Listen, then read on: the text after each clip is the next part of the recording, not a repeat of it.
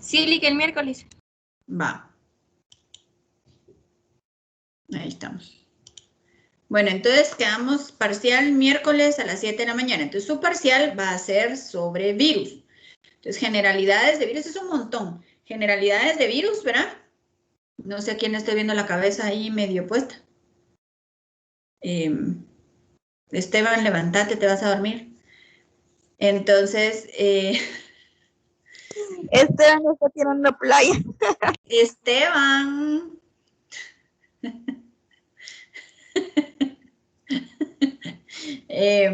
Vamos a quedar entonces que son capítulos, el capítulo 36 y 37, ¿verdad?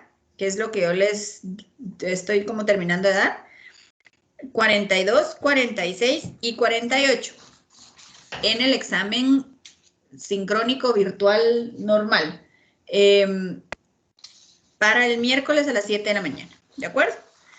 Entonces, empezamos. Voy a empezar a compartir yo.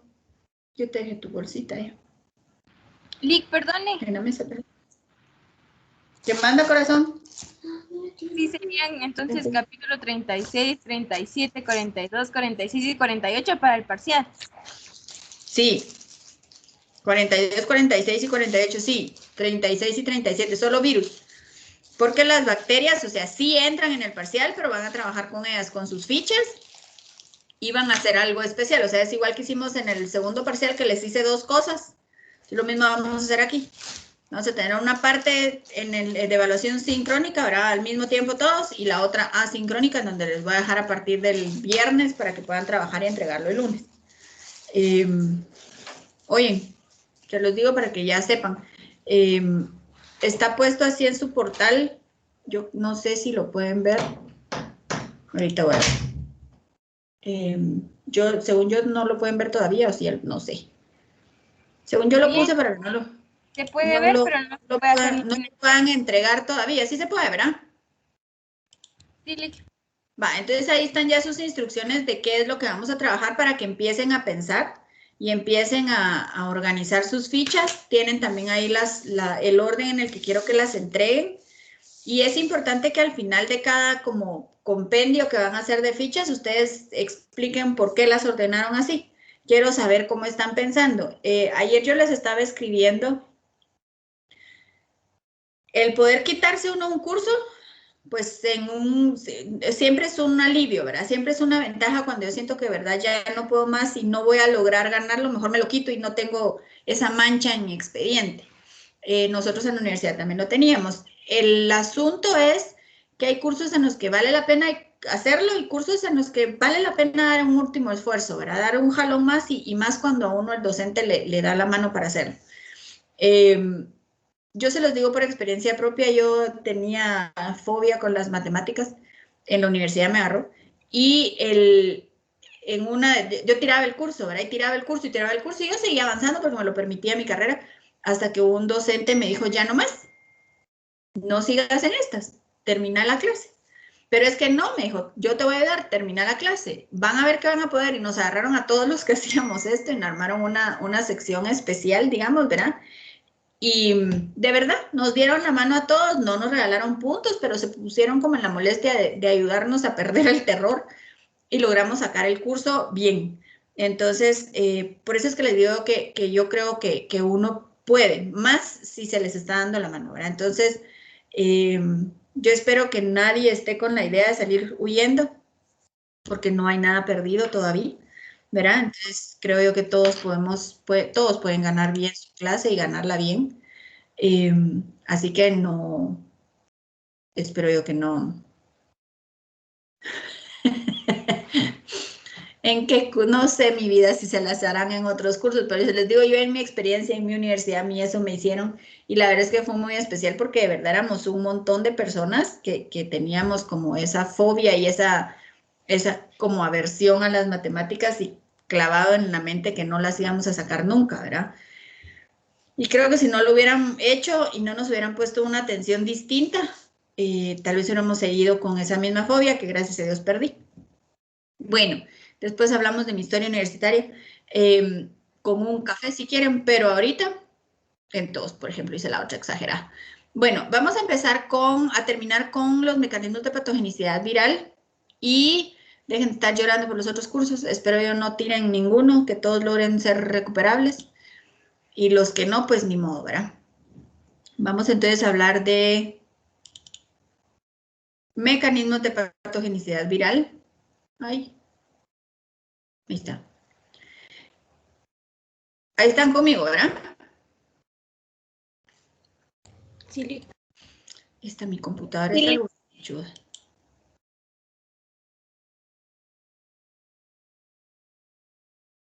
Y el internet que no me ayuda. Bueno, hablamos entonces que lo primero es que tenemos que saber qué era patógeno, o sea, cómo defino yo un patógeno y qué era la patogenia, ¿verdad? O la patogenicidad de algo. Y la otra era que era la virulencia, que lo habíamos discutido el lunes. La patogenicidad obviamente está definida por los factores de virulencia del patógeno, ¿verdad? Suena trabalenguas eso. ¿Por qué? Pues porque dependiendo de qué factores tenga, pues así va a ser de capaz de causar la infección o la enfermedad. Entonces vamos a ver que dentro de los factores de patogenia vírica vamos a tener que primero es qué tan capaz es el virus de multiplicarse, ¿verdad? Si es muy eficiente creando nuevos virus, pues eso hace que sea más patógeno, ¿verdad? La otra es la vía de transmisión, qué tan fácil se puede transmitir, ya sea dentro del mismo individuo o contagiar a otros, ¿verdad? La otra va a ser qué tan fácil llega a la célula o al tejido diana. Y una vez que llegó, qué tan fácil se logra unir y meterse a la célula en donde va a trabajar. Recuérdense que son parásitos, son patógenos intracelulares obligatorios, ¿verdad? No hay virus que se queden afuera sobreviviendo, sino que tienen que entrar y tomar control de la célula.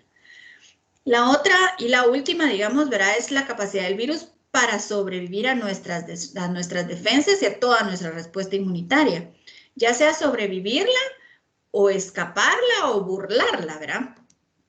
Cualquiera que sea, pero la cosa es que tiene que no verse afectado por esta defensa o no verse afectado tan grandemente. Ahí está. Cuando nosotros hablamos de las enfermedades que teníamos en todas las enfermedades infectocontagiosas, ¿verdad? Pues vamos a tener estas mismas fases. ¿Cómo entra? ¿Cómo se instala?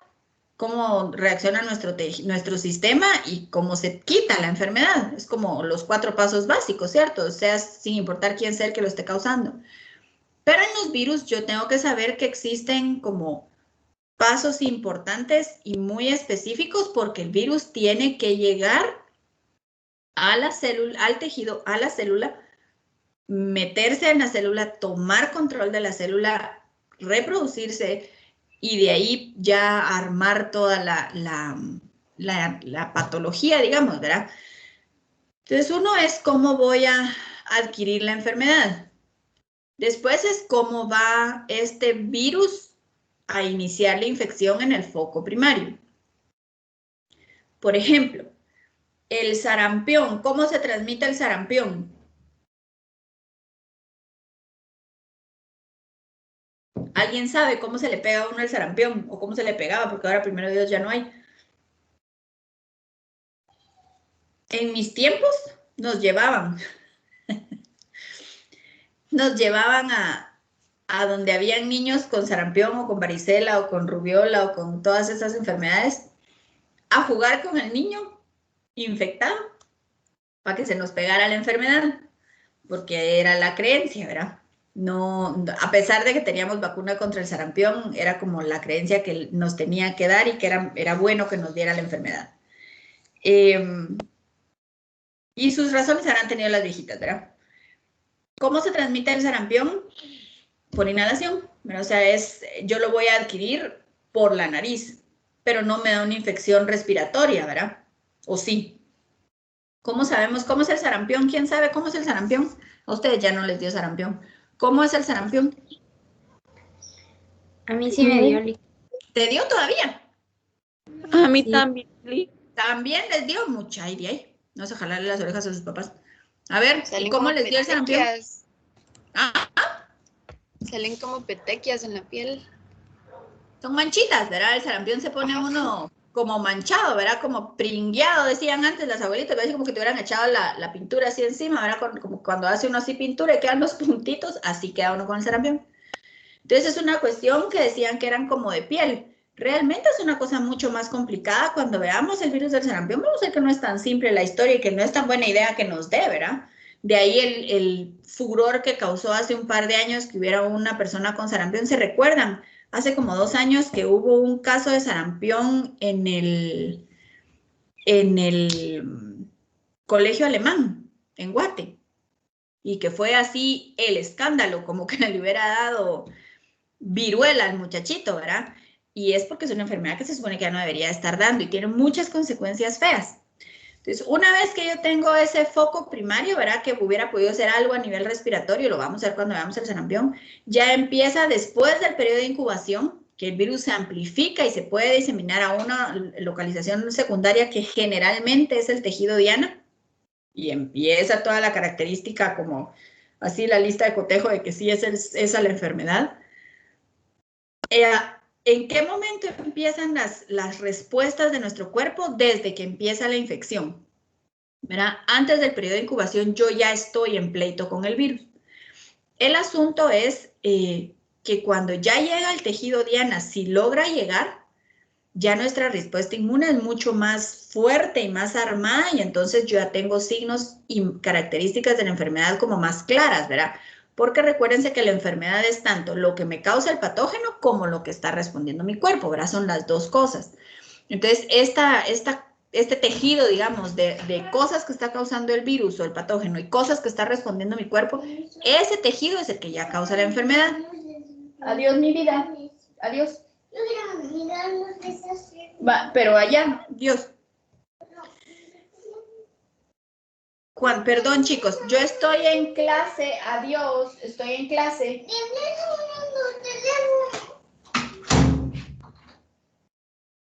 Perdón, chicos, pero fíjense que como nunca en la tarde estoy dando clases, es más complicado todavía. Bueno, perdón.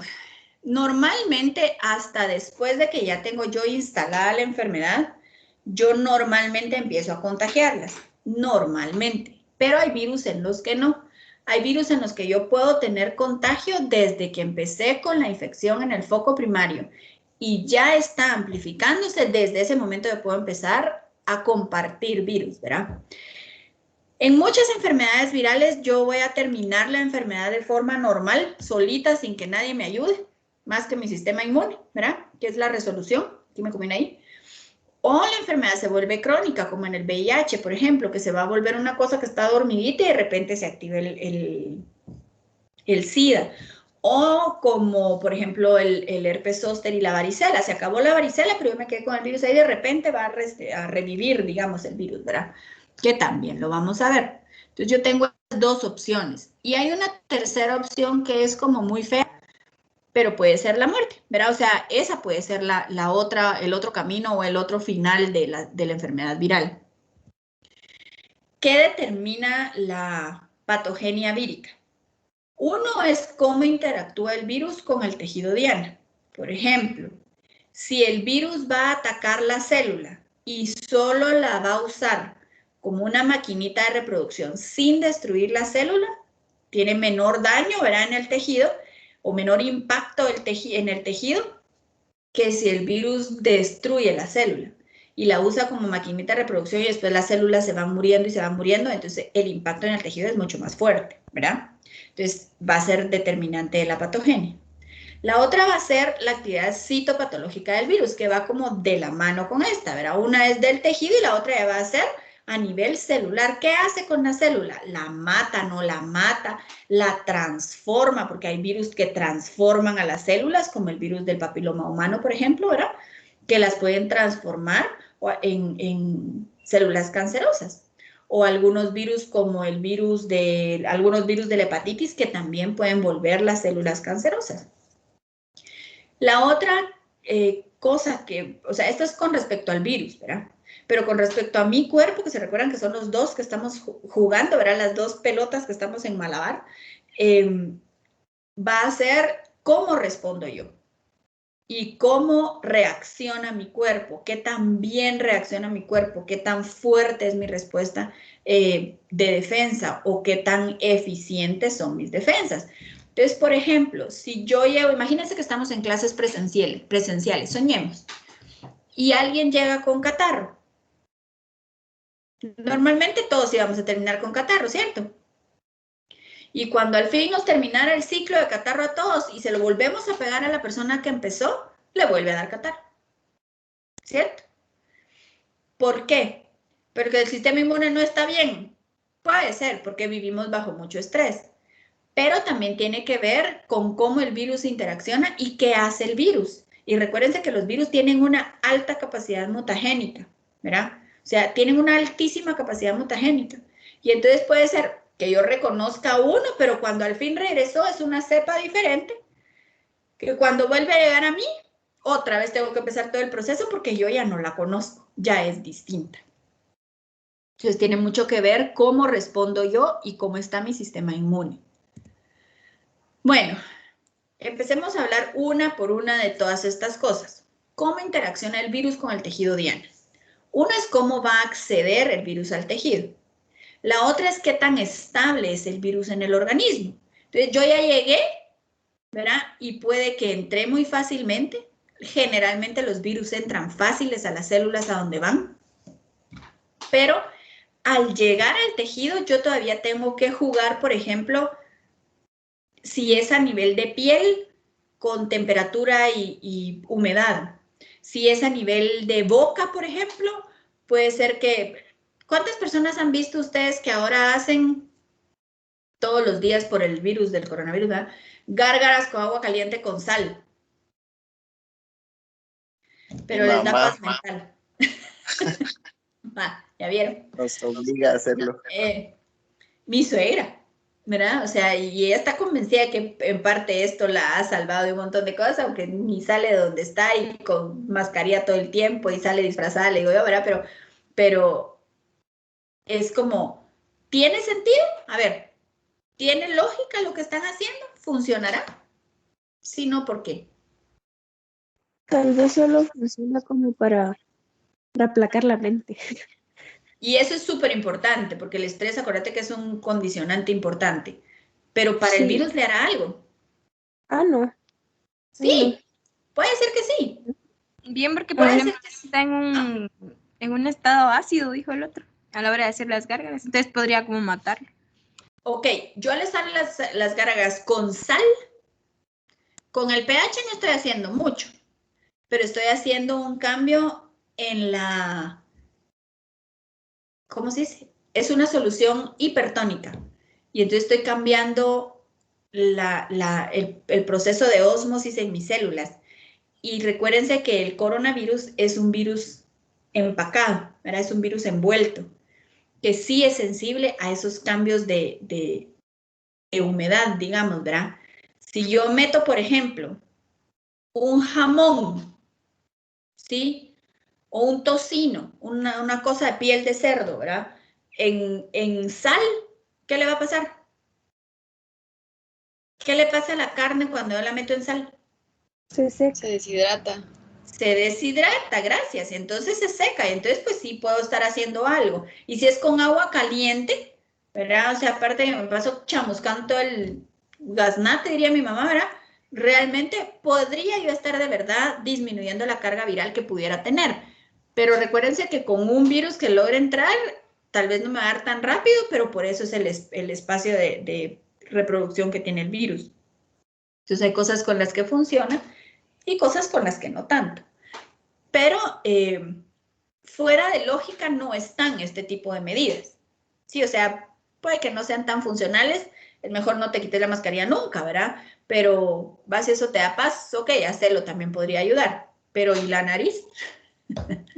Entonces solo te estás quitando lo de la garganta y la nariz te vas a lavar con sal tampoco, ¿verdad? Narizazo de sal. Bueno, yo tengo una amiga que sí lo hace. Se lava la nariz con no sé qué cosa y le sale, es un relajo, pero lo hace. Bueno, son casos extremos. Acidez y bilis del tubo digestivo también, entonces todos los que son todos los virus que van a tener en ingreso por boca y sistema digestivo tienen que poder sobrevivir esto y ser estables en esto. Esto más que lo que le pueda hacer yo de daño, sí, está enfocado como a cómo el virus o a qué puede sobrevivir el virus. Y eso va a ser algo importante. Una vez que el virus ya entró, pues ya entró. Pero ¿qué pasa, por ejemplo, con el virus con la capacidad para atravesar células epiteliales de piel o de las mucosas? El coronavirus, por ejemplo, sus células dianas son células epiteliales y por eso es que puede causar tanto daño sistémico. ¿Dónde tenemos epitelio? A ver, ¿en qué órganos? En la piel. ¿Solo? A ver, le voy a ir a decir a la doctora para que no intestinal, En la en las mucosas de los genitales, en los bronquios. En absolutamente todos lados hay epitelio, muchachos. Cambia tal vez de forma y de tipo de epitelio, pero en todos lados tenemos epitelio. Es el primer tejido, ¿verdad? O sea, es el primer tejido. Y de ahí en adelante van todos los demás, pero es en todos lados. Entonces, en vasos sanguíneos, en toda el área pulmonar, en las mucosas, y mucosas hay por todos lados. Quiere decir que el epitelio, por eso es que es tan fregado el coronavirus, porque esas son sus células dianas, no son solo las células pulmonares. Son las células epiteliales de los alveolos, y de ahí se pasa muy fácil a las células epiteliales de los vasos sanguíneos, y de ahí muy fácil a cualquier otro epitelio al que lleguen esas células de los vasos sanguíneos. Ven cómo va la conexión de fregada con el virus. Entonces no es así nada más de que es un simple catarrito, es un virus bien complejo. Tiene que poder atravesar esas células para llegar a las células dianas si no son las células epiteliales sus células diana. Por ejemplo, el virus del VIH. ¿Quiénes son sus células diana? los Sí, linfocitos. no estoy mal, los linfocitos TCD4. Así es, son los linfocitos T y esos son los meros jefes, ¿verdad? El virus va y ataca a la cabeza del sistema inmune, ¿verdad? O sea, él llega a quitar al que logra decidir qué hacer, lo inactiva. Pero para llegar a esos linfocitos, ¿por dónde tuvo que haber pasado? A través de células epiteliales. ¿De cuáles? Pues de por donde haya entrado, si fue por vía oral, a través de una mucosa oral, no digestiva, sino que a través de una mucosa oral, a través de piel, a través de sangre, ¿verdad? O sea, tuvo que haber pasado alguna célula epitelial. La tiene que poder atravesar, ya sea de piel o de mucosas.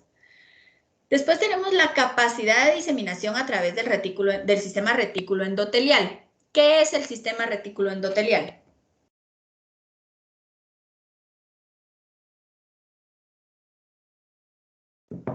A ver. ¿Qué es?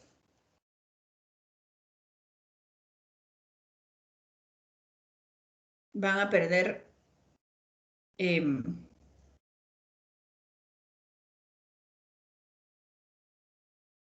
a ver, van a perder esto. Ya les vamos a regresar a esto.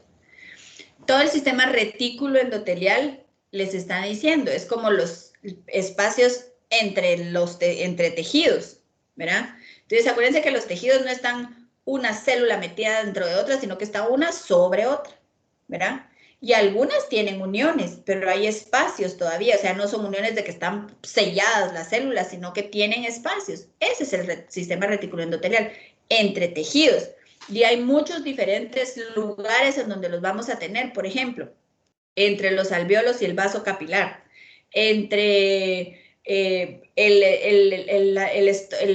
intestino, el epitelio intestinal y el vaso sanguíneo. O sea, esos sistemas de espacios los tiene que lograr utilizar el virus para llegar a más lugares. Y por último, llegar al tejido diana. Y entonces aquí es donde ya tienen estas proteínas de adherencia que son específicas. Puede ser que que haya llegado y se haya replicado en un punto primario, pero cuando llega al tejido diana, ahí es donde ellas van a decir, aquí es a donde yo llego y aquí es donde se va a dar la expresión de la enfermedad, ¿verdad? Entonces son tanto las proteínas que ellos tienen, que son específicas para receptores específicos del tejido. Y si regresamos otra vez a hablar de nuestro virus más famoso del momento, ¿verdad? El más famoso del momento. El coronavirus tiene un receptor específico, o sea, proteínas específicas para este tipo de células. Y resulta que como los epitelios, a ver, ¿cuál es el origen embrionario del epitelio? Para que vean que todas sus clases les sirven en la vida. ¿Ah? ¿Ectodermo? ¿De todos los epitelios?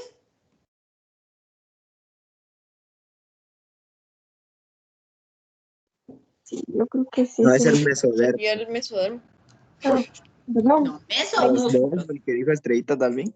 Ajá, es que como que es Es que parte de creo los tres, que los epitelios, ajá, creo que como el dependiendo de mes cuál. dividiendo es como de arriba para abajo. Así me acuerdo yo.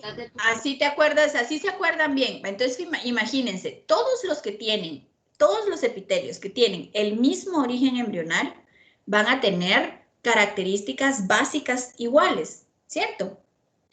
Y si el virus tiene para un receptor, o sea, tiene una proteína para un receptor que todas tengan así como ancestral, digamos, ¿verdad? Pues les va a afectar a todos los epitelios que vengan de ese mismo origen. ¿Ven cómo tiene un sentido todo y cómo sus clases todas tienen un porqué? No estudian embriología solo porque van a ser pediatras. Estudian embriología porque tienen que saber esas conexiones con histología que después van a poder poner en patología, que después van a jalar con otro montón de cosas. Entonces esas interacciones y esos tejidos son importantes, tejidos mentales, ¿verdad? ¿Qué pasa ya cuando el virus entró a la célula? Entonces, esta era cómo llega, cómo logra llegar a su tejido diana. Ahora, ¿qué hace adentro de la célula? Tiene que replicarse. Para lograr replicarse, el virus tiene que tomar control de la célula, del metabolismo de la célula. Eso es lo que hace el virus. Y lograr armar todo lo que él necesita para armar más copias de él mismo. Entonces, si el virus es de ADN, tiene que hacer más copias del ADN. Si el virus es de ARN, tiene que hacer más copias del ARN. Como tiene cápside proteica, tiene que hacer copia de esas cápsides proteicas, de todos los componentes, de todos los mosaicos, digamos, de esa cápside. Si va a tener la envoltura, tiene que modificar la membrana celular. Entonces resulta que tiene que hacer muchas cosas el virus y ser capaz de hacerlas, si no, no funciona, no es un buen virus. Entonces, primero se tiene que reproducir y replicarse dentro de la célula va a tener que ver con que va a inhibir la síntesis de macromoléculas de la célula, pero no en la célula. O sea, la célula deja de hacer cosas para ella, pero empieza a hacer cosas para el virus. O sea, sigue funcionando. Entonces va a empezar a acumular proteínas y estructuras y después va a empezar a armar los virus para que puedan seguir infectando más células. Dentro del proceso, puede ser que el virus produzca o haga a la célula producir, ¿verdad? Proteínas que son citotóxicas y van a terminar matando a la célula. O puede ser que haga que la célula se vuelva inmortal y eso es cáncer, ¿verdad? Entonces tenemos solo esas dos vías. Pero ¿y no que podía seguir siendo una maquinita productora de virus? Sí, pero para matar a la célula, ¿verdad? Y para enfermar a la célula, la debe modificar. Ya sea que la mate de un solo o que la modifique para que funcione para hacer virus o que ella se vuelva inmortal, pero modifica a la célula. Entonces los virus van a dañar a la célula y dependiendo de cuántas células logren dañar, pues es el impacto que va a tener. Y como les decía yo antes, no es lo mismo que mate a las células a que las deje modificadas, ¿verdad? Y depende de qué modificación sea la que haga. Ahora, ¿qué va a pasar con nosotros y con nuestra respuesta y con la patología del virus? Bueno, lo primero es que vamos a tener respuestas antivíricas no específicas, ¿verdad? Entonces, y estas van a ser las que nos va a dar fiebre, malestar, ¿verdad? Todos los síntomas que son no específicos. Después ya tenemos respuestas inmunitarias específicas al antígeno viral. Y aquí es donde vamos a tener toda la respuesta de los linfocitos T y las respuestas humorales. Si yo soy VIH positivo y se desarrolla el SIDA, estos señores ya no logran controlar todo esto. Entonces yo me quedo sin este proceso. Y por eso es que me puedo morir de cualquier cosa, ¿verdad? Porque ya mi cuerpo no sabe cómo reaccionar, no sabe qué hacer. Tengo todo para reaccionar, pero no sé cómo usarlo, ¿verdad? Y entonces a la par de nuestras respuestas, pues van a haber mecanismos de evasión por parte de los virus, igual que había por parte de las bacterias. Cuando nosotros vemos estos mecanismos de evasión y que el virus hace, y no sé, se vuelve siempre una cuestión de sobrevivencia. Es una lucha evolutiva, ¿verdad? Entonces, si está este virus y me va a hacer esto, pues yo logro hacer esto. Por ejemplo, con el VIH, que han aparecido personas así muy aisladas que son resistentes al virus. Entonces, por eso es que se sigue trabajando en que sí tiene que haber alguna forma de desarrollar defensa contra el virus, ¿verdad? Porque han aparecido personas que son resistentes al virus, que no se logran infectar. Y eso es evolución. Bueno, ahora, ¿qué pasa con la inmunopatología? Entonces tenemos aquí ya, estas son, ¿qué pasó con mi respuesta? Se recuerda que aquí estábamos hablando de las respuestas, ¿no? Entonces, ¿qué es lo que hace mi respuesta en mí? Todos los procesos no, ¿cómo se dice? No específicos, ¿verdad? La gripe, que hay inflamación, que hay ya, entonces ya empiezo a tener producción de anticuerpos y entonces ya empiezo a tener complementos y los complejos y demás y toda la respuesta. Pero muchas de estas respuestas son los que me van a causar a mí los síntomas y lo que me va a hacer sentirme a mí mal. De hecho, con el coronavirus, que seguimos siendo nuestro virus de moda, ¿verdad? El principal problema es la inflamación que el virus causa. O sea, la respuesta de nuestro cuerpo. Por eso es que muchas personas estaban disponiendo a tomar esteroides de forma preventiva. La gente es genial, ¿verdad? Con las ideas que tiene. Por supuesto que no les iban a hacer nada, porque una de las cosas que se usa en tratamientos de las personas que están graves es como lograr bajar la inflamación. Y eso se logra con esteroides, como sabrán ustedes, ¿verdad? Que no es nada más irme a comprar a la despensa familiar y me lo venden y ya estuvo, ¿verdad? O sea, tengo que tener un médico diciéndome cómo y qué me lo tengo que tomar. Bueno, ahora estamos claros con esto, con todo lo que hemos hablado hasta el momento. Porque de aquí en adelante, cada virus que nos van a ir presentando, cada familia de virus, cada grupo de virus que nos van a ir presentando, tenemos que tener como fresquito esto de lo que vamos a estar hablando, ¿verdad? Porque es de lo que vamos a hablar para cada uno de ellos. Ahora hablemos de la epidemiología de los virus. Veamos que la epidemiología es cómo, ¿verdad? La difusión de una enfermedad en una población. O sea, ¿qué pasa con esta enfermedad? Y cuando hablamos de cómo se infecta o cómo es la infección en el individuo, igual va a ser en la población. Entonces tiene un crecimiento, se empareja y si mi cuerpo responde, ¿verdad? Llegó a la curva máxima y de ahí disminuye. Pero si no, sigue y sigue o sigue creciendo, que es lo que está pasando con nuestra gente y los virus, ¿verdad? Y, por supuesto, hablar de vacunas.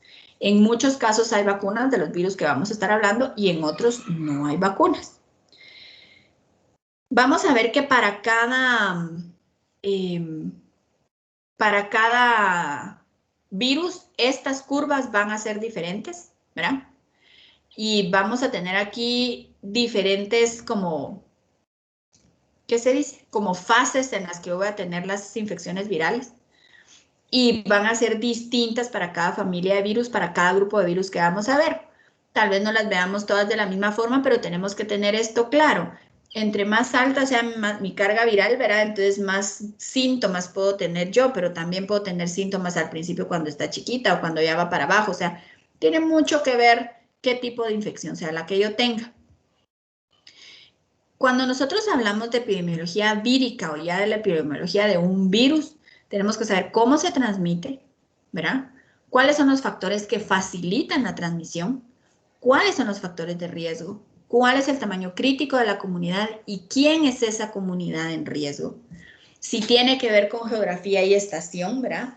Y cuáles son los métodos de control.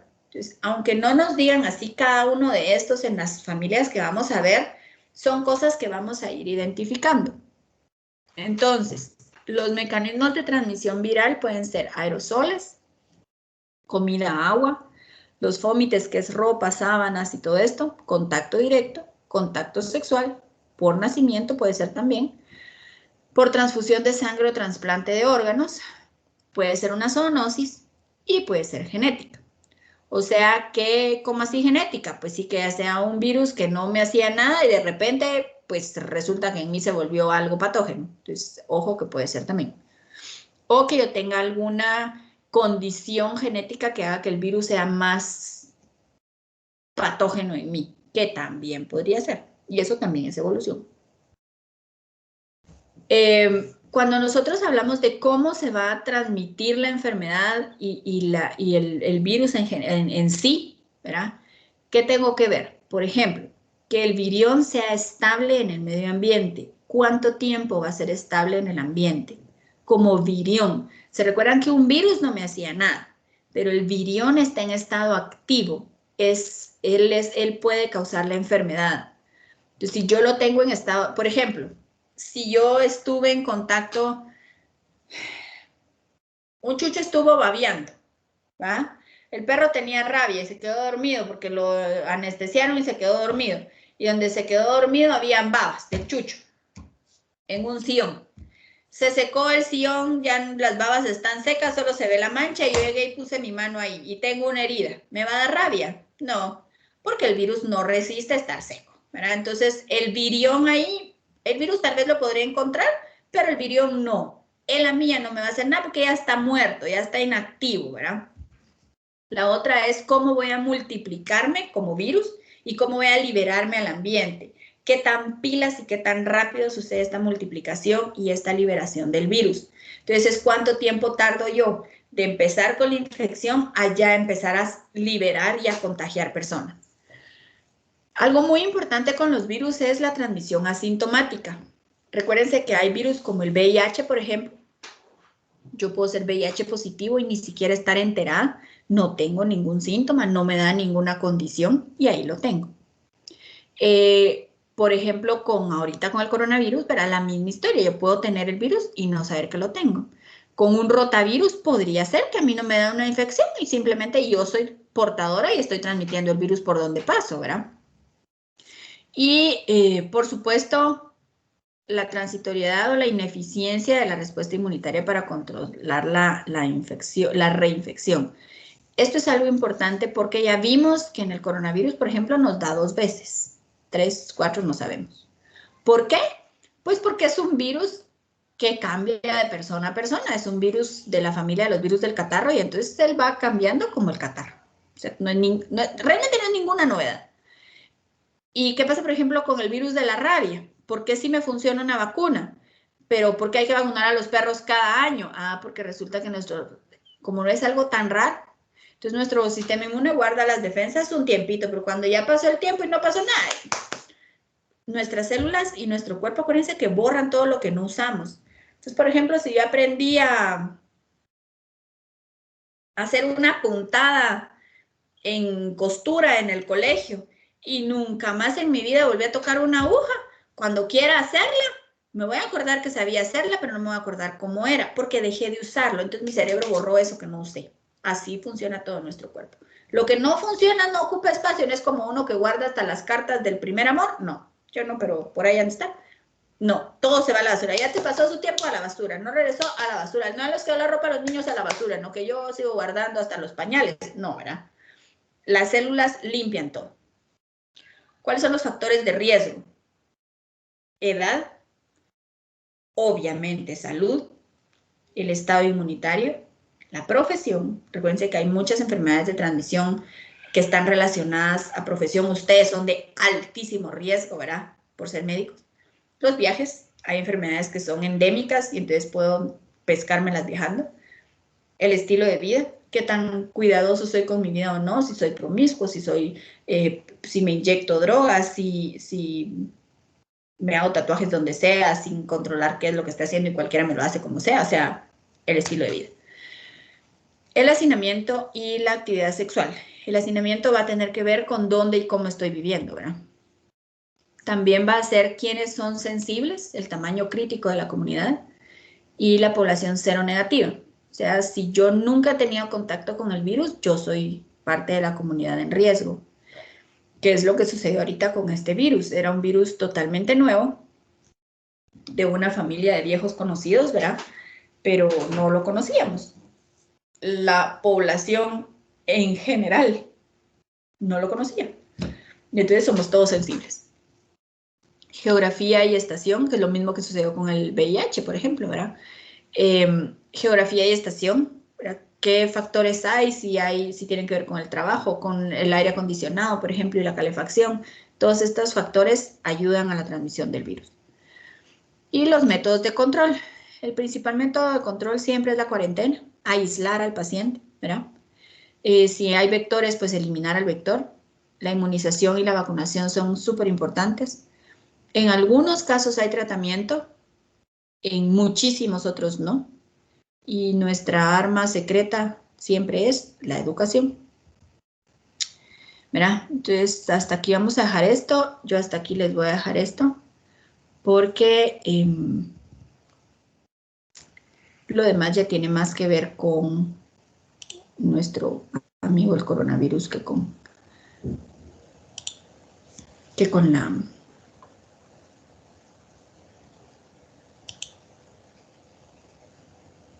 A ver. No sé qué están escribiendo aquí de contacto directo, muchos. No sé de qué habrá sido. No los estaba viendo. Bueno, vamos a... Yo hasta aquí tengo pensado platicarles, entonces no sé si tienen dudas de esto.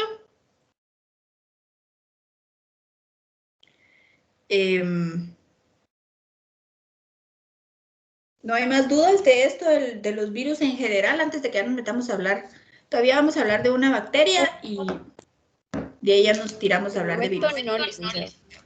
Va, en cuanto surjan dudas, si surgen dudas, por favor pregunten.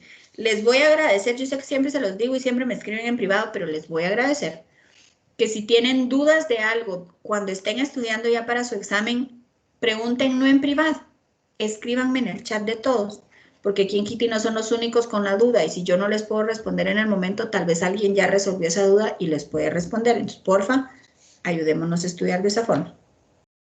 Bueno, entonces, Alison, ¿estás lista?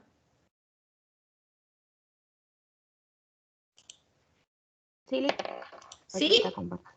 Va, corazón. Yo entonces voy a desactivar mi cámara y mi micrófono y así se queda usted dueña del asunto.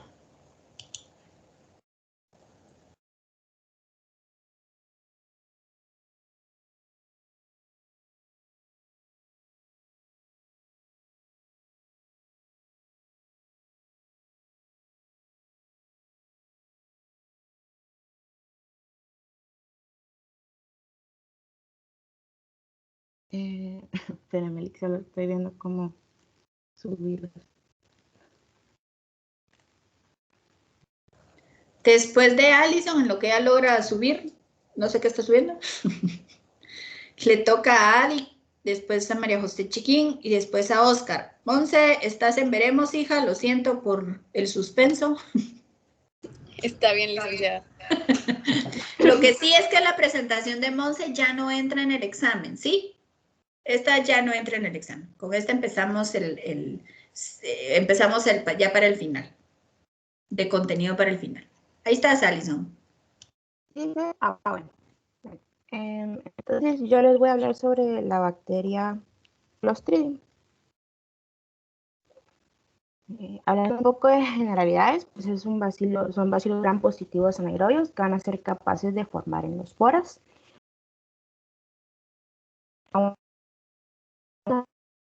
Presencia de esporas como es el Clostridium perfringens y ciertas especies que van a ser aerotolerantes y son capaces de crecer en medios de agar expuestos a aire, como es el Clostridium tertium y el Clostridium histolyticum. Y pues la mayoría de las especies de Clostridium de importancia clínica se van a agrupar en el grupo de homología 1. Los clostridios son ubicuos en el suelo, en aguas residuales y van a formar parte de la flora microbiana normal del aparato digestivo tanto en animales como en el ser humano. Y en teoría van a ser saprófitos inocuos, pero pues sí van a haber algunos que van a producir una enfermedad en el ser humano, que pues nos adelantamos a ver qué enfermedades. Y pues la capacidad patógena que van a tener los clostridios de su actividad patógena se va a deber a que pueden sobrevivir en ambientes adversos formando esporas, tienen un rápido crecimiento en ambiente enriquecido y sin oxígeno, y sintetizan toxinas histolíticas, enterotoxinas y neurotoxinas. El Clostridium difficile, que en cuanto a su fisiología y estructura, es un bacilo anaerobio de gran tamaño y forma libremente esporas en vivo y en cultivo. Crecen rápidamente en cultivos también. Células vegetativas mueren rápidamente cuando se van a exponer al oxígeno. También producen ácidos grasos, que eso es que le da su olor característico a corral. Va a producir dos toxinas, que es la enterotoxina o toxina tipo A, que esta es quimiotáctica para los neutrófilos, infiltración polimorfonucleares en el ilión, que va a dar lugar a la liberación de citocinas. Tiene un efecto citopático también que va a incrementar la permeabilidad de la pared intestinal y va a producir diarrea. En cuanto a su citotoxina, pues provoca polimerización de la actina y destrucción del citoesqueleto celular. Y también tiene otra cosa que también influye en su como virulencia son sus proteínas de capa superficial que tienen función en la unión del patógeno al epitelio intestinal, que va a influir en producir toxinas y va a provocar daño tisular.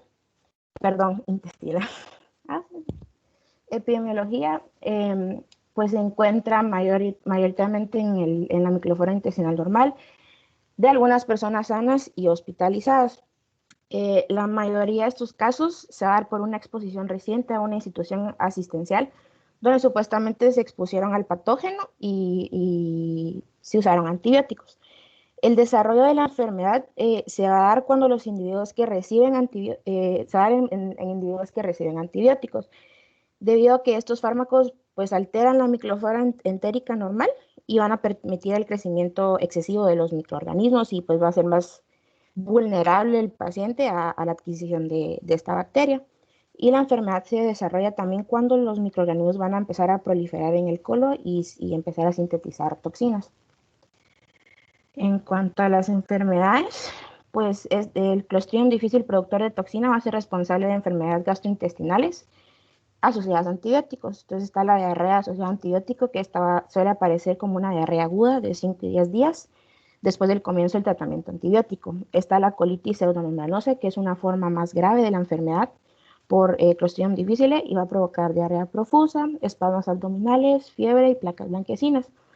Esta es más grave debido a que hay como que una mutación en el gen de esta cepa. Entonces, aparte también esta cepa produce lo que es una toxina binaria, que es un marcador útil de esta cepa, que facilita la adhesión de las bacterias a la superficie de las epitelios y es resistente a las fluoroquinolonas. Cuanto a su diagnóstico, pues se puede realizar un cropocultivo que va a confirmar la colonización, pero no la enfermedad. Normalmente se va a diagnosticar como esta bacteria cuando hay una presencia de la enterotoxina o citocina en la muestra fecal, y también se puede hacer una amplificación de los ácidos nucleicos. En cuanto al tratamiento, prevención y control, pues retirar los antibióticos para mejorar la enfermedad leve, también metronidazol o vancomicina para el control de la diarrea o colitis grave. En cuanto a su prevención, pues es un poco difícil porque como producen endosporas, se mantienen hasta por meses, especialmente en los hospitales. Y aquí en la imagen roja, pues es un cultivo en agar sangre. Se puede ver la bacteria y aquí una microscopía también de cómo se ve. Clostridium perfringens, que es un bacilo gram positivo rectangular. Rara vez va a formar... Alison, yo no sé si solo soy yo, corazón. Perdón, no sé si soy solo yo.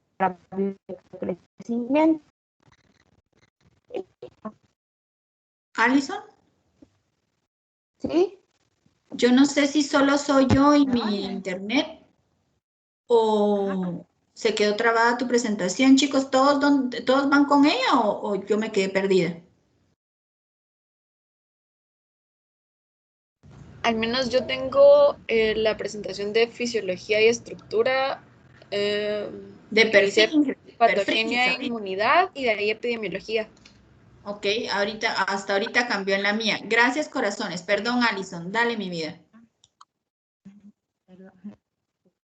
En cuanto a Clostridium perfringens, pues ha hecho que es un bacilo gram positivo rectangular. Rara vez va a formar esporas, que es como que lo diferencia del resto de los clostridiums, y es de rápido crecimiento. En cuanto a su patógena e inmunidad, produce diferentes toxinas, que está la toxina alfa.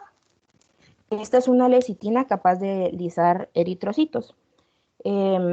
Plaquetas también, leucocitos y células endoteliales, que va a provocar hemólisis masiva, incremento en la permeabilidad vascular y de la hemorragia, destrucción tisular, toxicidad hepática y disfunción miocárdica. Está la beta también, que es responsable de la estasis intestinal, destrucción de mucosa, formación de lesiones y enteritis necrótica. Está el epsilon, que es una prototoxina que se va a activar por la tripsina y va a aumentar la permeabilidad vascular del tubo digestivo.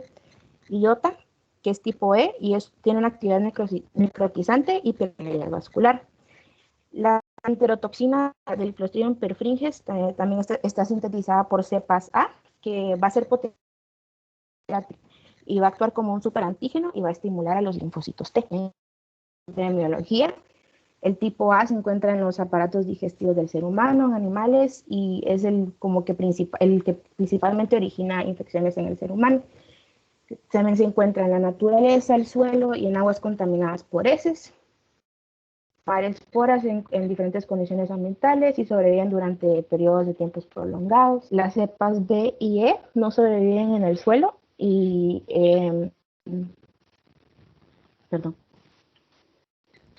sobreviven en el suelo y colonizan el aparato digestivo. En cuanto a las enfermedades, produce celulitis, que es un edema localizado, y eritema con formación de gas en partes blandas.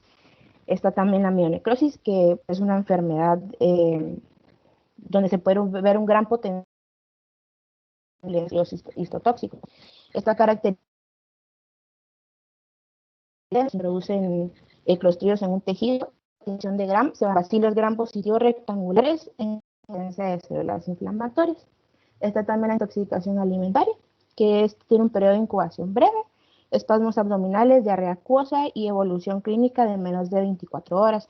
Normalmente se da por consumir productos cárnicos con células tipo A. La enteritis necrotizante, que es un proceso necrotizante agudo, que va a estar provocada también por la toxina beta tipo C.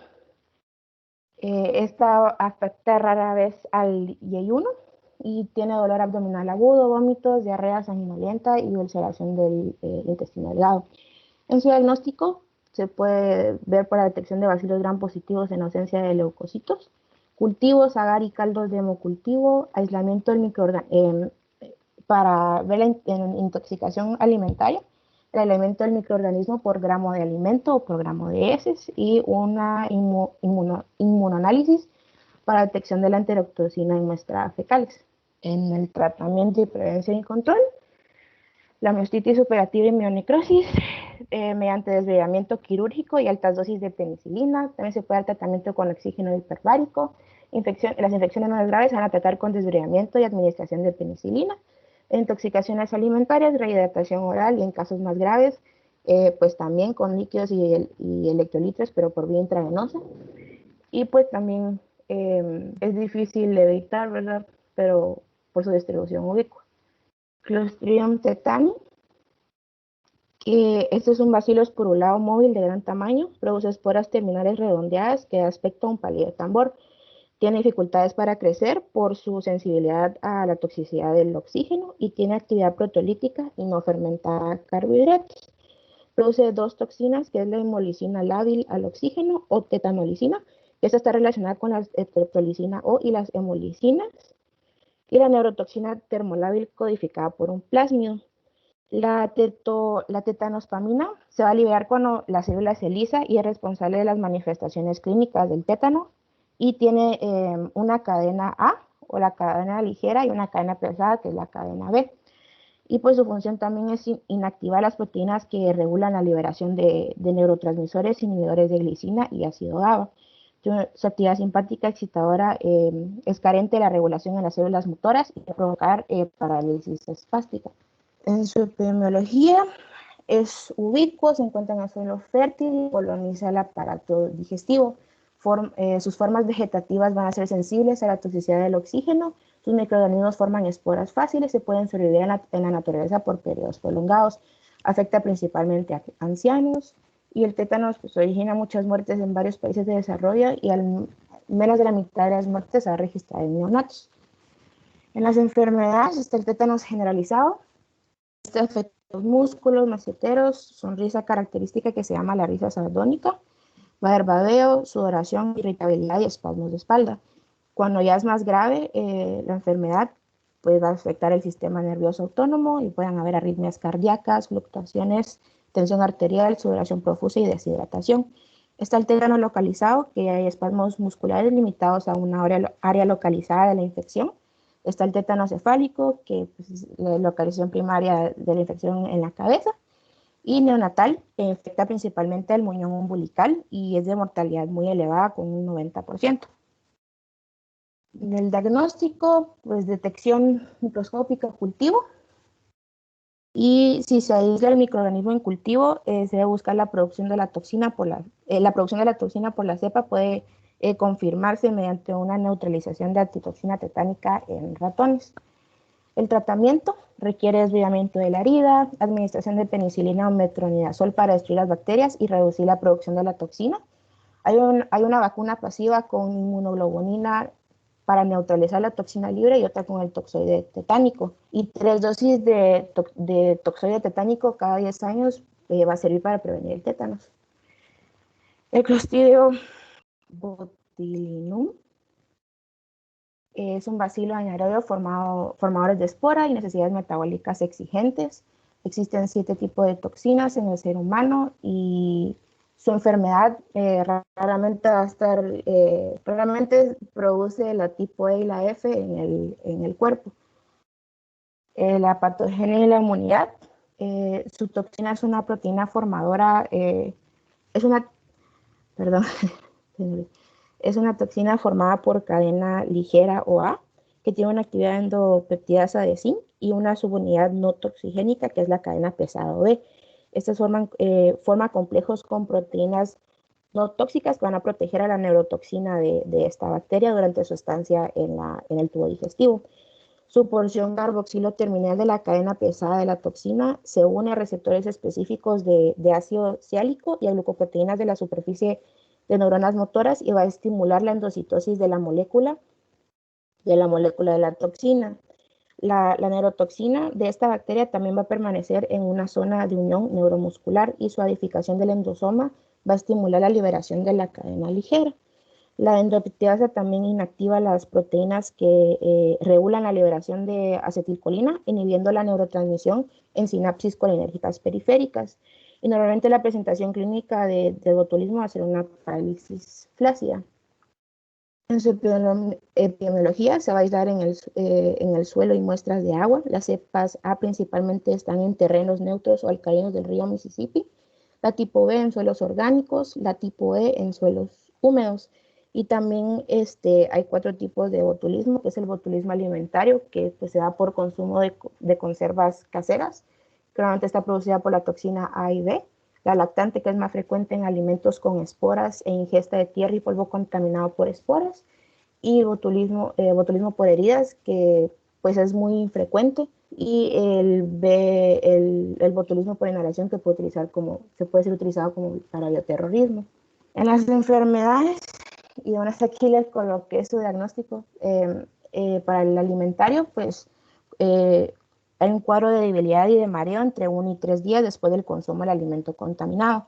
Va a haber visión borrosa, serostomía, estreñimiento y dolor abdominal y puede haber parálisis flácida. Para el diagnóstico se puede confirmar con una demostración de la toxina en alimentos, suero en heces o jugos gástricos. Para el botulismo lactante, los síntomas iniciales van a ser estreñimiento, llanto sedil, que va a evolucionar a una parálisis flácida y una parada respiratoria. Esto también se identifica con la identificación de la toxina en heces, en suero o en cultivo de heces. Para el botulismo de las heridas, sus manifestaciones clínicas son idénticas a la de la enfermedad alimentaria, pero tienen un periodo de incubación más prolongado y tiene menos síntomas digestivos. Aquí también se puede diagnosticar con toxina en suero o en herida del paciente o cultivo.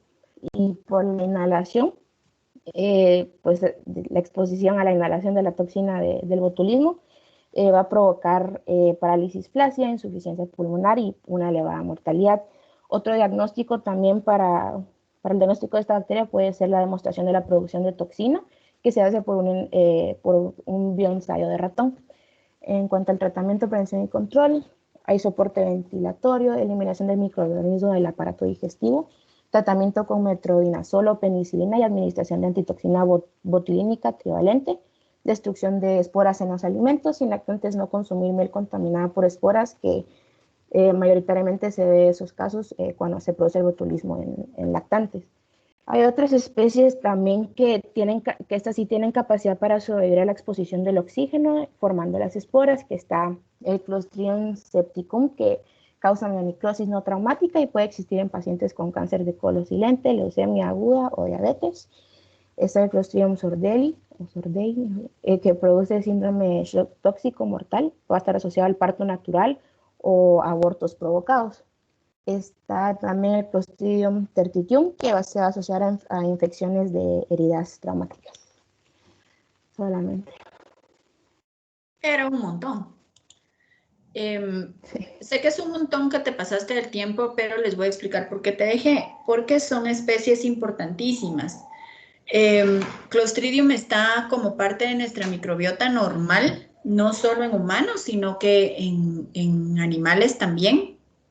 Y está asociado principalmente a ganado, tanto equino como bovino, ¿verdad? O sea, vacas, caballos. Y entonces, una herida en el campo, porque en materia orgánica, ¿verdad? Entonces, si alguien se hiere en el campo, en un accidente, en cualquier cosa, lo primero que hacemos es la vacuna antitetánica. Es como de cajón. Y lo van a ver ustedes en emergencias, es algo que de cajón, ¿verdad? Si uno va a ustedes antes de ir al hospital les van a poner la vacuna del tétanos, es de las que les piden que tienen que tener, ¿verdad? Un refuerzo del tétanos.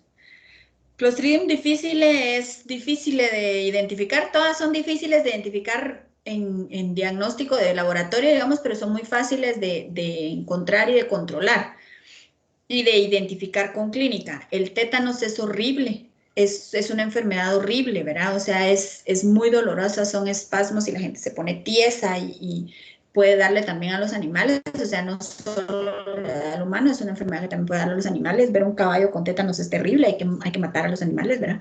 En el humano obviamente no se puede, pero puede tener consecuencias muy dolorosas y generalmente termina en muerte. El botulismo es una enfermedad muy importante porque en vez de la parálisis tiesa que hace el tétanos, ¿verdad? Es como que la gente se aguada.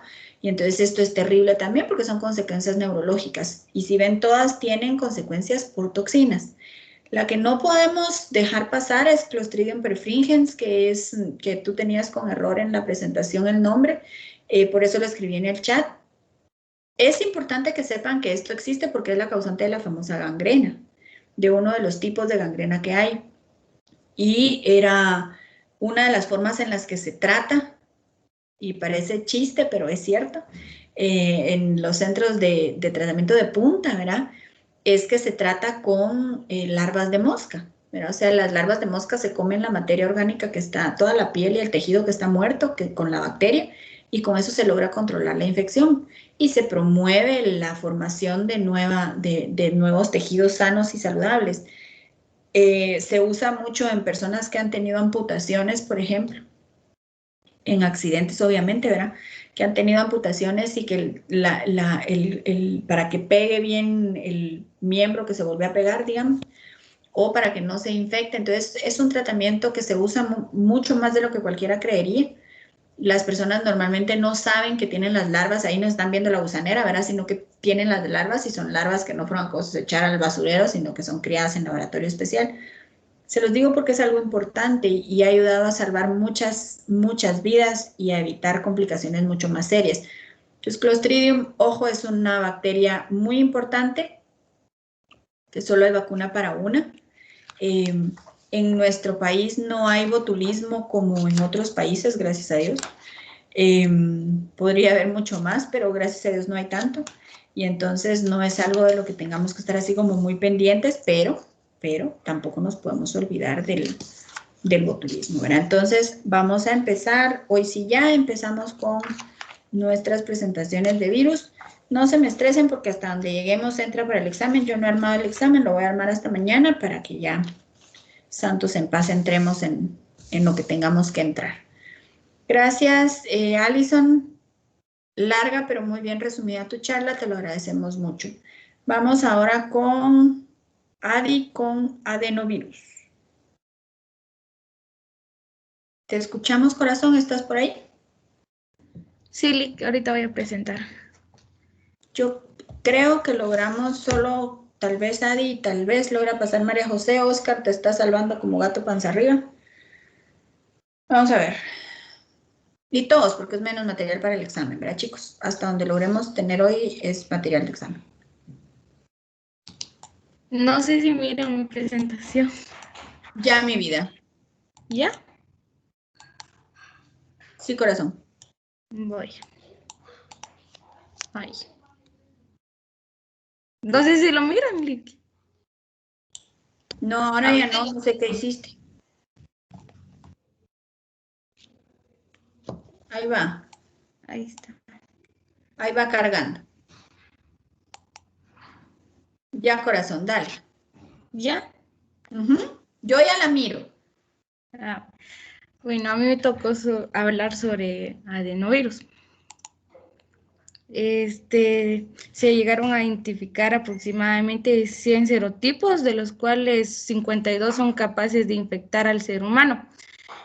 Todos estos serotipos están incluidos en un único género de familia, que es el Adenoviridae, donde existen 7 subgrupos de adenovirus humanos que llegan de A a G. Los primeros adenovirus que se identificaron son enumerados del 1 al 7.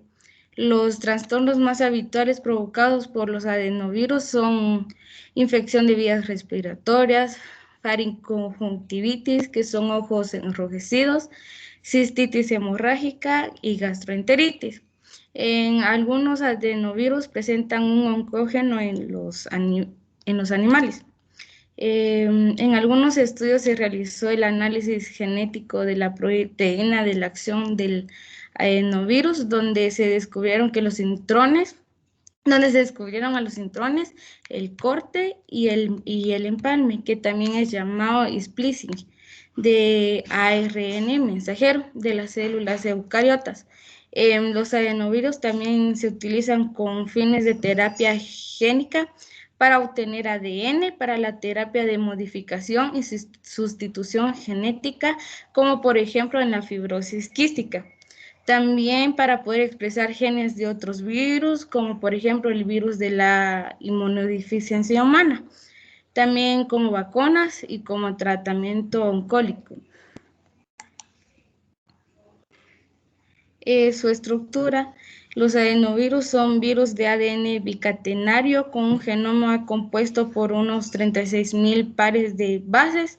El genoma del adenovirus está formado por una molécula bicatenaria lineal de ADN con una proteína terminal, la cual su peso molecular es de 55. También posee una cápside deltaicosaédrica sin envoltura que consta de 240 capsómeros, que están formados por exonas y pentonas. También contiene ADN vírico y tiene 2 proteínas principales.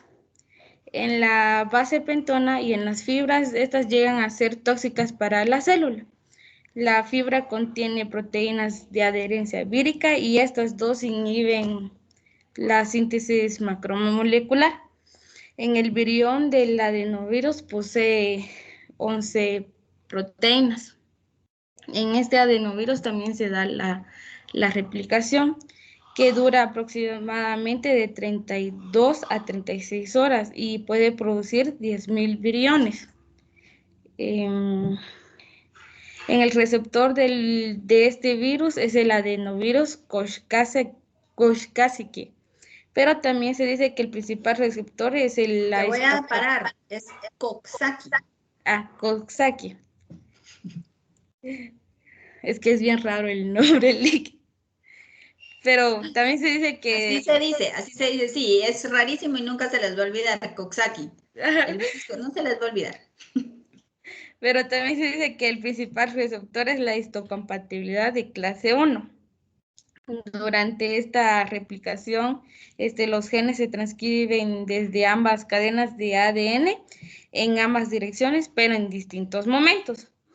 La mayoría de los ARN transcritos a partir del genoma del adenovirus se procesan para dar lugar a varios ARN mensajeros individuales en el núcleo. También los adenovirus codifican sus propias ADN polimerasas y proteínas que pueden favorecer el crecimiento celular y llegan a suprimir la apoptosis y las respuestas inflamatorias e inmunitarias del hospedador. Poseen también células permisivas y células no permisivas. Las células permisivas estimulan la división celular, que facilita la transcripción y la replicación en el genoma. También el proceso de replicación vírica, la cual realiza la destrucción de la célula. Y en las células no permisivas, el virus pasa de un estado de latencia. En la replicación del ADN vírico tiene lugar en el núcleo y está mediada por un ADN polimerasa de origen vírico. Esta polimerasa utiliza una proteína vírica que su peso molecular es de 55, que es la proteína terminal, la cual está unida a un monofosfato de citosina como cebador para el comienzo de la replicación de ambas cadenas de ADN. Y en la transcripción genética, tarea se realiza cuando ha finalizado el proceso de replicación del ADN. Como podemos observar en la imagen A, que está al lado izquierdo, se trata de una microfotografía electrónica de un virión de adenovirus con fibras, y en la imagen B es el modelo de un virión de adenovirus con fibras. Su patogenia e inmunidad. Los adenovirus son capaces de producir infecciones líticas, latentes y transformadoras, donde las líticas se toman como ejemplo en las células mucoepiteliales y en las latentes de células linfoides. Este virus infecta inicialmente las células epiteliales que tapizan la bucofaringe, así como los órganos respiratorios y entéricos. La característica histológica de la infección por adenovirus es la presencia de una inclusión intranuclear central densa oscuro, donde está formada por ADN y proteínas víricas en el interior de la célula epitelial que ya está infectada, como lo podemos observar en esta imagen. También los adenovirus no provocan aumento de tamaño, y aquí también se da la viremia, que puede ser la consecuencia de una replicación local del virus con una difusión hacia los demás órganos, ya que el virus se puede transmitir por medio del ojo y vías respiratorias superiores e inferiores, que pueden llegar al tubo digestivo, a los ganglios linfáticos, donde ahí se da la viremia, que llega a la piel y a los demás órganos, y se da el estado de latencia. Y esta puede llegar a persistir en tejidos linfoides. Se transmite por aerosoles, material fecal, contacto directo, donde los dedos transmiten los virus a los ojos, o toallas e instrumental médico, y estanques o piscinas sometidas a una cloración inadecuada. También infecta las células mucoepiteliales de las vías respiratorias, tubo digestivo y la conjuntiva o córnea, donde se puede provocar lesiones celulares. También permanece en el tejido linfoide, como las amígdalas, adenoides, placas de Peyer. Aquí es importante los anticuerpos para la resolución de la enfermedad con la ayuda de la inmunidad celular. En su epidemiología, los viriones de los adenovirus resisten a la desecación, los detergentes, las secreciones del tubo digestivo, que son los ácidos, proteasas y las bilis, e incluso un tratamiento leve con cloro. la mayoría de las infecciones es asintomática, que esto puede facilitar su difusión. Los más afectados por estos virus son niños menores de 14 años. Se dice que entre el 5 y el 10% de los casos de infección pediátrica de vías respiratorias están provocados por los adenovirus tipo 1, 2, 5 y 6. Y los niños eliminan el virus durante meses tras la infección. Los adenovirus también producen un 15% de casos de gastroenteritis, y los serotipos 4 y 7 son capaces de extenderse entre el personal militar por el riguroso estilo de vida que llevan ellos. Entre las enfermedades clínicas tenemos la faringitis febril aguda y fiebre faringoconjuntival, que se da en los menores de 3 años, donde aparece solamente faringitis y tienen síntomas leves de tipo gripal, congestión nasal, tos, malestar, escalofríos, mialgia, cefalea, que puede persistir de 3 a 5 días. También está la enfermedad respiratoria aguda, que es un síndrome que consiste en fiebre, mucosidad nasal, tos y faringitis. También está la conjuntivitis y queratoconjuntivitis epidémica. Que este virus origina una conjuntivitis folicular en la que la mucosa de la conjuntiva palpebral adquiere un aspecto granular o nodular, y en ambas conjuntivas sí se llegan a inflamar. Cuando se produce una irritación del ojo por polvo, residuos, hay riesgos de adquirir esta infección.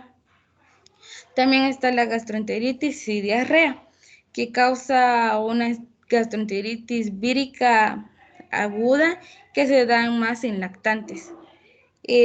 También está la infección sistémica en pacientes inmunodeprimidos, que en los pacientes inmunodeprimidos corren riesgo de padecer infecciones graves por adenovirus, como la neumonía y la hepatitis, que se pueden originar de una fuente exógena o endógena.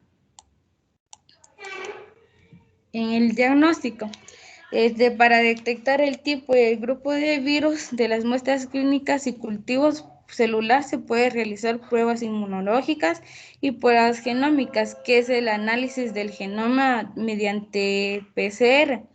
También por el análisis de sondas de ADN, que comúnmente son empleadas para detectar los serotipos entéricos 40, 41 y 42.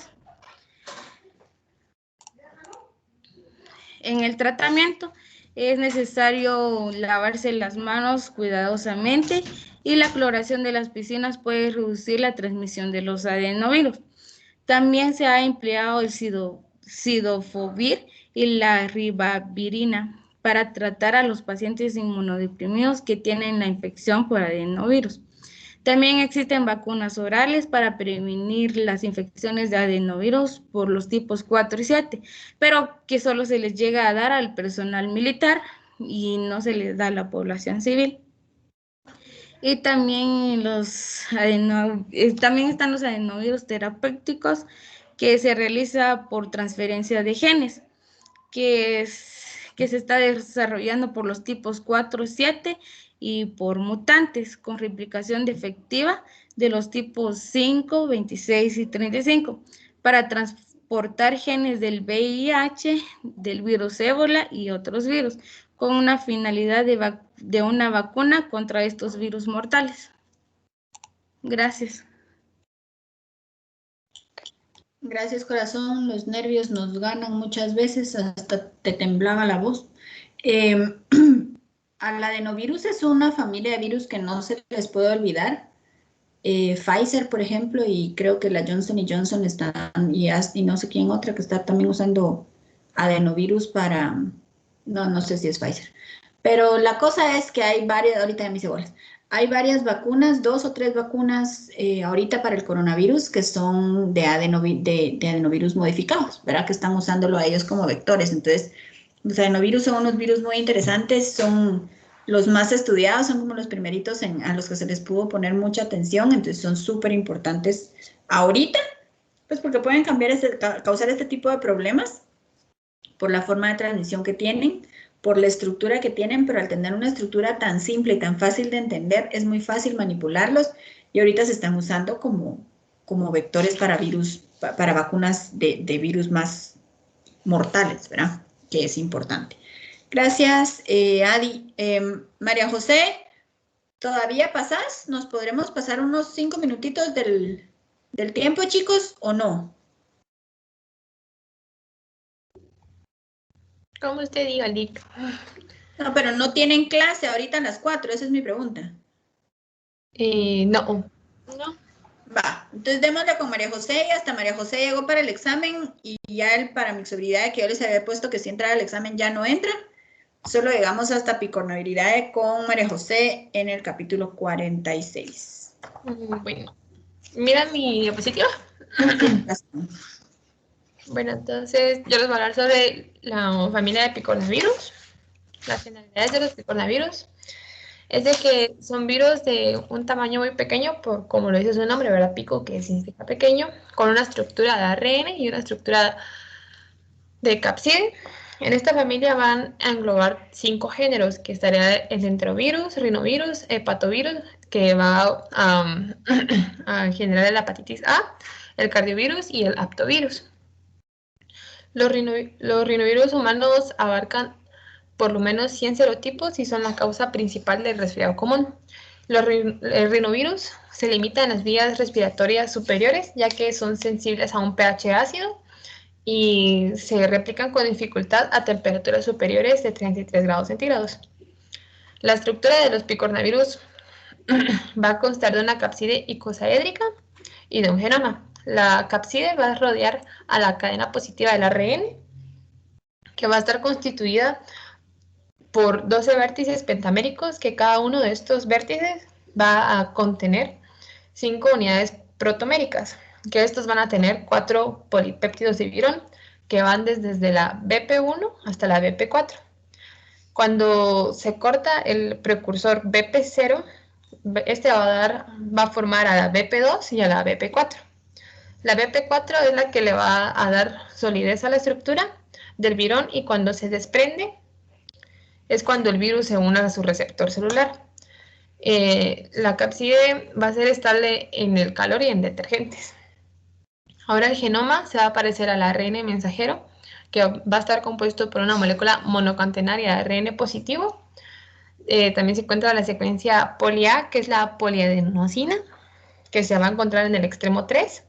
Esta va a potenciar la infectividad del ARN. Y también está la proteína BPG, que esta va a estar en el extremo 5. Esta proteína tiene un papel muy importante en el empaquetamiento y en el inicio de la síntesis de ARN vírico. El genoma desnudo basta para infectar una célula si es microinyectado en ella. También va a codificar 2 proteasas y una ARN polimerasa dependiente de ARN. Ahora la replicación de estos virus es la proteína BP1 va a tener una estructura de forma en cañón a la que se van a unir sus receptores, ¿verdad? Entonces van a existir 3 tipos de receptores que mencionaban en el libro. Están los receptores ICAM1, que lo van a compartir el rinovirus y el Coxsackie, que este receptor pertenece a la superfamilia de las inmunoglobulinas. Y también este receptor se va a expresar en las células epiteliales, en los fibroblastos y en las células endoteliales. Algunos Coxsackie hechovirus y enterovirus se van a unir al receptor de factor de aceleración de descomposición, que es la CD55, y el poliovirus se va a unir a la molécula PBR-CD155, que es similar al receptor del VHS. Cuando se unen a su receptor, la BP4 se va a desprender y el virón se va a debilitar. Luego se va a inyectar el genoma por medio de un canal que va a estar formado por la BP1. El genoma se va a unir al ribosoma y estos dos juntos van a reconocer un bucle interno exclusivo del ARN, que va a ser el sitio de entrada ribosómica interna, que es el IRS. Después de 10 a 15 minutos del inicio de la infección, se va a sintetizar la poliproteína, que va a contener la secuencia proteica del virus, y esta poliproteína va a ser degradada por las proteasas víricas. La ARN polimerasa vírica dependiente de ARN es la que se encarga de formar una molde de ARN de cadena negativa. A partir de esta molde se van a formar unas moléculas de ARN mensajero genoma. También van a inhibir, los picornavirus inhiben la síntesis del ARN, de las proteínas y de los factores de transcripción, y van a reducir la capacidad del ARN mensajero para unirse al ribosoma. Cuando se da la replicación y se transcribe el genoma vírico, la BP0 y la BP1 y la BP3 se van a separar de la poliproteína por la proteasa y se van a agrupar en pentámeros para formar la procapside.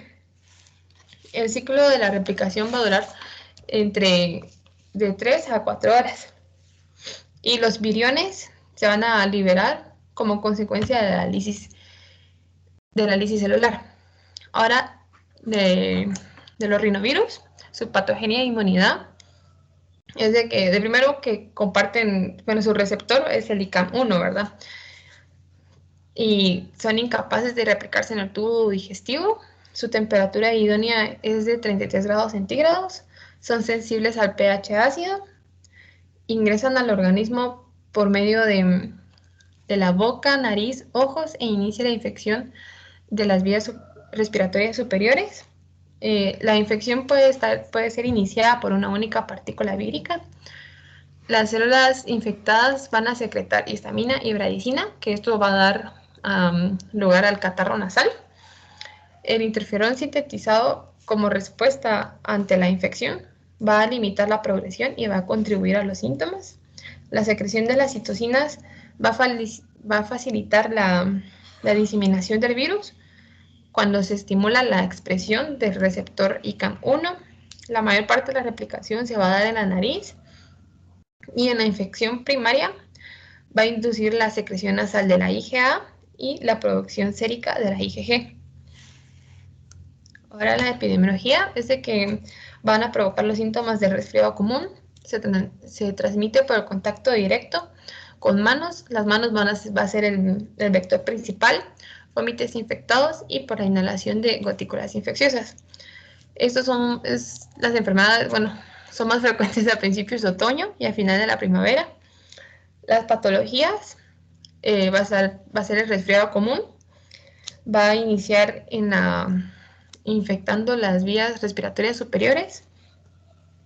Inicia con estornudos, rinorrea, síntomas de obstrucción nasal, dolor moderado de la faringe, cefalea y generalmente es sin fiebre. Y alcanza su punto álgido a los 3 a 4 días.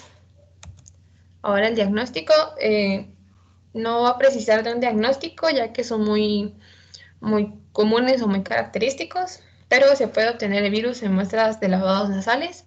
Se cultivan en fibroblastos diploides humanos a 33 grados centígrados, ya que es su temperatura idónea. Se identifican por su efecto citopatológico y por su inestabilidad en medio ácido, ya que son sensibles al ácido, ¿verdad? Y para poder identificar el tipo de serotipo, se puede hacer por sueros neutralizantes específicos o por el análisis del genoma por el RT-PCR, que es la reacción en cadena de la polimerasa transcriptasa inversa. Y ahora para el tratamiento serían vasoconstrictores nasales, la inhalación de aire caliente humidificante, que va a fomentar el drenaje, el drenaje de las secreciones nasales, el pleconaril y los similares, que serían la arildona, rodanina y disoxaril. El mecanismo de acción de estos fármacos es que van a insertar su grupo 3-metilsoxaol en la base de los cañones de la BP1 y van a inhibir la pérdida de la cápsula del virus. La enviroxona, que va a inhibir la ARN polimerasa vírica dependiente de ARN, y el interferón intranasal, que va a inhibir la infección durante un periodo de tiempo corto. Que este interferón intranasal se puede utilizar como método de prevención. Gracias. súper veloz. Va. Excelente, María José, muy bien explicado. Muchas gracias.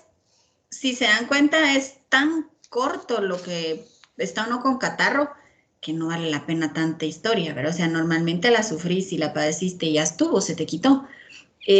No es ni siquiera que vayas al doctor, menos hacer todo este tipo de diagnósticos, que sería interesante y chilerísimo saber cuáles son las cepas y cuánto tiempo te dan y cómo reaccionan los tratamientos y demás, pues por supuesto que sería interesantísimo, pero es algo que es tan común y tiene resolución solito que no le vamos a poner atención, ¿verdad? Ojo, que por ejemplo el coronavirus, que es de lo que vamos a hablar cuando regresemos de examen, es uno de los que vamos a platicar, ¿verdad? Es uno de los, o sea, de esa familia es uno de los virus que más catarro nos causa, pues, ¿verdad? O sea, este es un resfriado, el otro es un catarro, el otro es una gripe, pero son todos como malestares similares, ¿verdad? Entonces, y sin embargo, hemos tenido virus, ya ahorita este es el tercero y el tercero fue el vencido, ¿va? Que puede causar problemas mucho más serios. Entonces, yo no creo que ningún virus sea bueno no ponerle suficiente atención. Es algo que está en estudios fuertes, pero es muy difícil estudiarlos, entonces no sabemos muchísimo de ellos, cada vez se sabe más, hay muchísima gente estudiando, entonces es algo que estamos como aprendiendo a conocer, pero que han estado años con nosotros, ¿verdad? Desde que la humanidad es humanidad. Entonces estamos muy acostumbrados a esa situación con ellos. ¿Que se pueda morir uno de un catarro? Pues no, pero muy fácilmente se complica en otra historia, ¿verdad? Entonces recuérdense que cuando sea lo que sea que tengamos, nuestro sistema inmune ataca y al haber todo el ataque del sistema inmune, eso baja defensas en otros lados o altera para que se instalen otros, y entonces se puede complicar. Entonces, para resumir y ya dejarlos en libertad, hasta el capítulo serían entonces de su examen, serían 36, 37, 42 y 46, solo 4 capítulos. O sea, les fue bien. Y los demás, si entran todos los demás de bacterias que no hemos evaluado y entran en una forma especial de examen que está ya puesto para que empiecen como a pensar y a organizar sus fichas para poderlo hacer en buen tiempo y no sufrir en el intento y entregar lo que se les está pidiendo, por favor.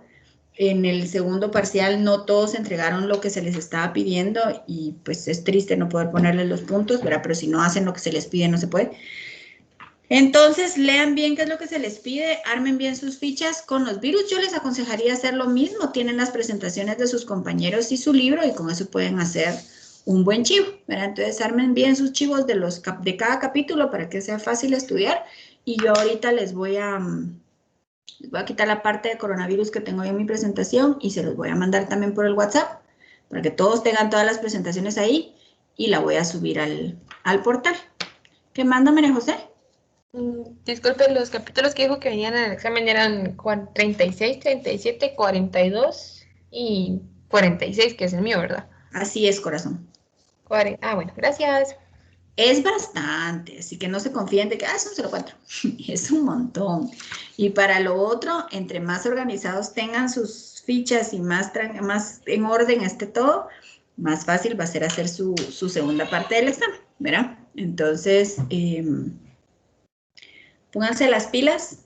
Gracias por el esfuerzo y por estar aquí, ¿verdad? Sé que no todos podían, pero gracias porque la mayoría pudo. Y yo ahorita